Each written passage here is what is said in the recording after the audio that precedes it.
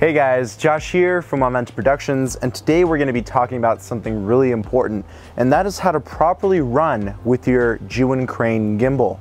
Now this technique applies to all different sorts of gimbals, so don't think that if you watch this video and you have a different gimbal that this technique won't apply to you.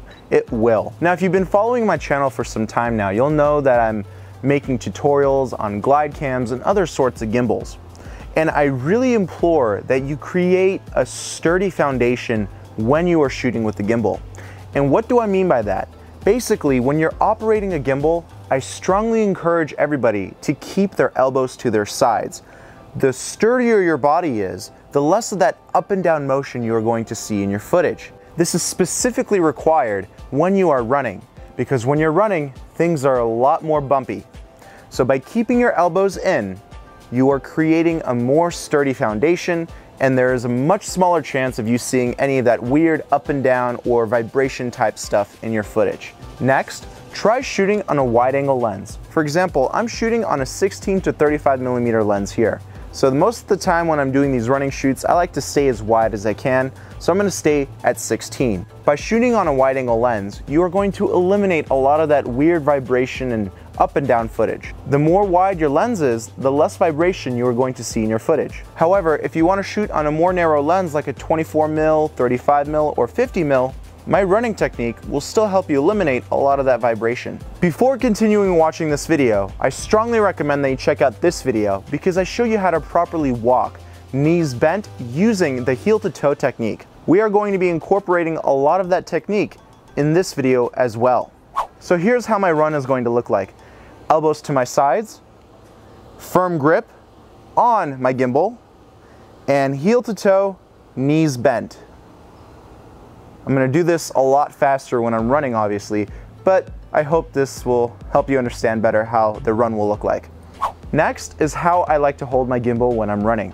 Some people like to hold it upright. I like to hold it in flashlight mode like this, using two hands. This will allow me to use my shoulders as shock absorbers and will help eliminate a lot of that shock, a lot of that vibration.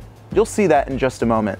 So let's start far back here. This is how I'm basically going to be shooting when I'm running. Heel to toe, knees bent, nice firm grip on the gimbal, and that's about it. Looks simple, right? Well, it does take a lot of practice. All right, let's go out and I'll show you how I run with my gimbal.